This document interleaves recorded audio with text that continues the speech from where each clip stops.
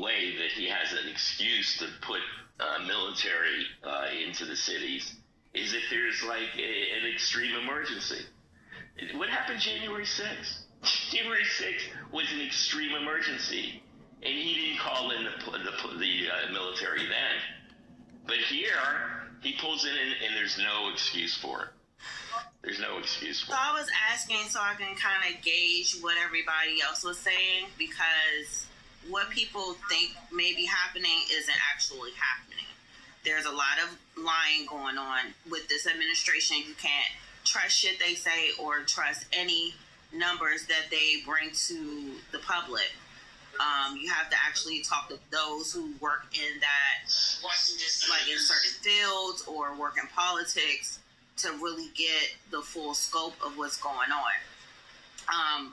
There was most recently, he's been fighting with our mayor, because I am from DC, a DC native, and he's been fighting with the mayor and the police chief because they want to give out accurate information about the crime in DC, and he's trying to not put out accurate information so it can make himself look good.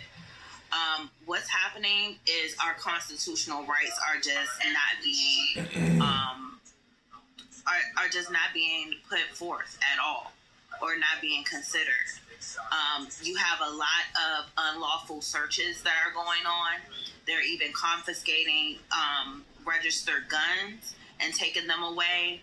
They're going into the subways and they're just harassing Black people specifically, tackling them down to do searches, asking for IDs and stuff. There are several checkpoints all over the city, even close to the Maryland border. So they're even trying to trickle down on the low to go to Maryland, even though they don't have any jurisdiction for Maryland. The only reason he's able to do this is because DC doesn't have full power.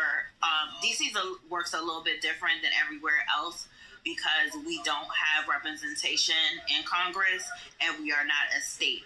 So therefore, because we still fall under the federal umbrella, Trump is able to do whatever he wants to do, but he's also breaking the law when he's doing some of these things. People's cars are being broken into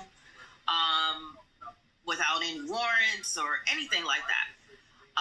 And now we're about to come, and this is when the National Guard was unarmed, right? So now they have called and said that we're going to go ahead and arm the